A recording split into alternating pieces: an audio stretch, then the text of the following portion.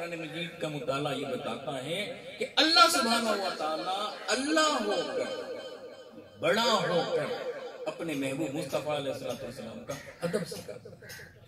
سورہ حجرات یا ایھا الذین آمنوا لا ترفعوا اصواتکم فوق صوت النبی۔ اب دیکھیں اللہ ہو کر اپنے محبوب کا ادب سکھا رہا ہے کہ میرے محبوب کی بارگاہ میں جانا تو کیسے جانا، میرے محبوب کی بارگاہ میں بیٹھنا تو کیسے بیٹھنا، میرے محبوب کی بارگاہ میں بات کرنا تو کیسے کرنا۔ بتائیں یہ سلیقہ، یہ کرینہ، یہ ایٹیکیٹ یہ کون بتاتا ہے؟ اب وہ بڑا ہو کر، عالمین کا رب ہو کر اپنے محبوب کے بارے میں ایٹیکیٹ سکھا رہا ہے۔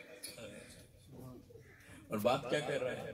اے اہل ایمان، لا ترفعوا اصواتکم فوق صوت النبی، میرے محبوب مصطفیٰ علیہ السلام کی آواز سے اپنی آواز کو بلند نہ کرنا، میرے محبوب علیہ السلام کی آواز سے اپنی آوازوں کو بلند نہ کرنا، اونچا نہ کرنا۔ اب یہاں رک جائیے،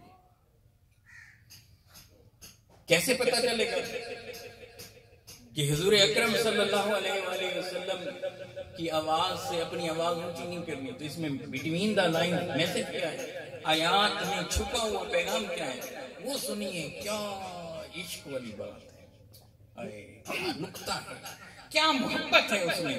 اللہ اپنے محبوب سے کیسے محبت کر رہا ہے اور غلاموں سے کروانا چاہتا ہے۔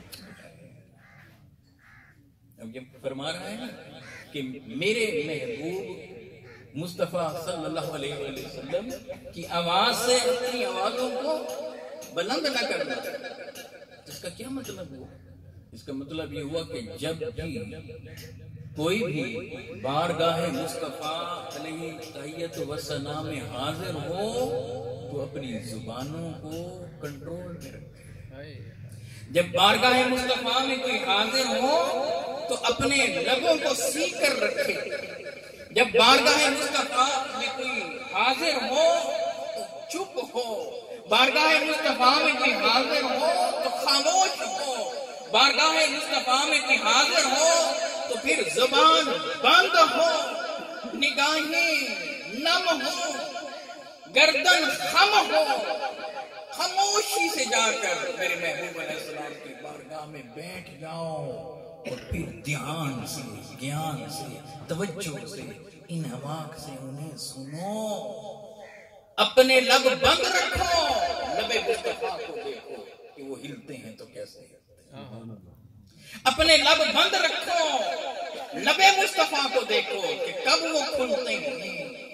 اپنی آوازوں کو اپنے پاس رکھو، دیکھو کہ مصطفیٰ بولتے ہیں تو کیا بولتے ہیں۔ پہلے آواز مصطفیٰ کو سنو، اب جب آواز مصطفیٰ کو سنو تو پھر اپنے دماغ کو، اپنے ذہن کو، اپنے دل کو خم کر لو کہ یہ میرے مصطفیٰ کی آواز اب آئی ہے، یہاں آئی ہے، یہاں آئی ہے، یہاں آئی ہے، یہاں آئی ہے، یہاں آئی ہے۔ ہاں، یہاں سے مصطفیٰ کی آواز آئی تھی۔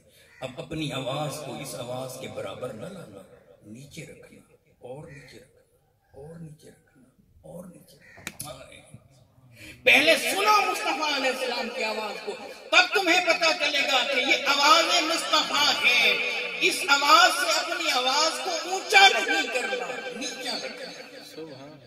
تو سنو گے تو تمہیں سمجھ آئے گا کہ مصطفیٰ، تو گویا رب فرما رہا ہے کہ میرے مصطفیٰ کے بول سنو، میرے مصطفیٰ کو بولتے سنو۔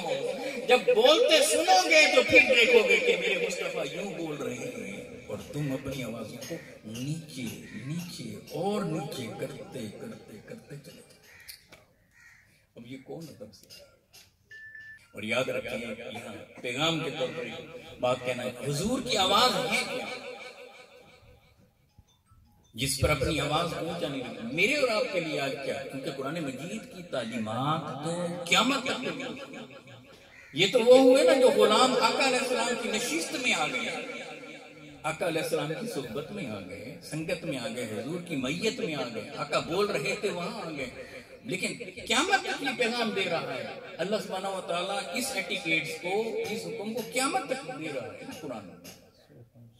تو آج ہم نے کیا کرنا ہے؟